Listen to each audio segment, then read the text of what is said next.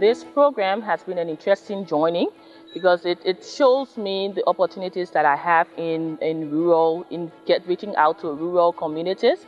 What I'm taking with me is a clear knowledge of challenges faced by rural dwellers and the opportunities that exist in reaching out to them in digital finance services. And I'm so grateful for this forum, and I look forward to implementing some of those learnings into my country. This program has been really useful for me to share the African experience, like what works and what doesn't work, so I can take away like what good things, so that we don't have to do a lot of research, and we'll just leave the bad things or what things that didn't work well.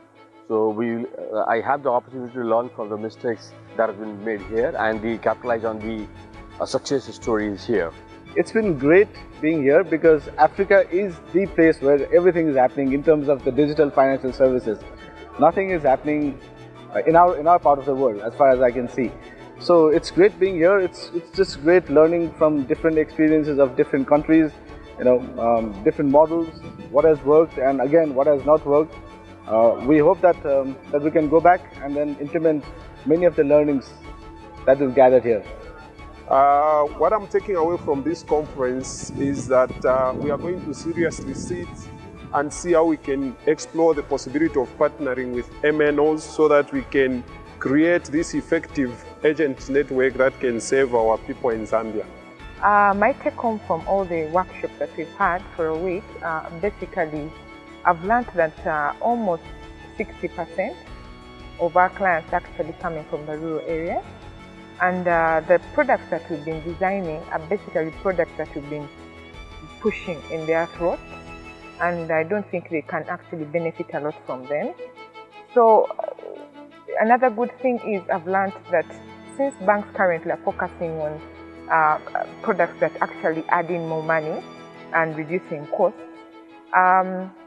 MM4P, I really thank them for what they are doing, and I think we are going to work very closely with them to help us solve the financial side of it, to cover up that gap. But one thing that came out is DFS should be more customer-centric rather than coming up with our own products and services and looking it that way. We should rather concentrate more on the customer. And then at the end of it, I learned a lot from Janine, who pretty much said that she had envisioned a lot of things 10 years ago and she envisions a lot more 10 years to come, and it is possible. My 3 takeaways from this conference is 1, we need to collaborate a lot between all the partners, whether it's a financial institution, mobile commerce, or an NGO, in order for us to win this battle of financial inclusion. No one can do it on their own. And I think the second takeaway, and something that we learned when we went into the villages, was research is key. You need to understand the customer journey as you design and implement products and services for financial inclusion.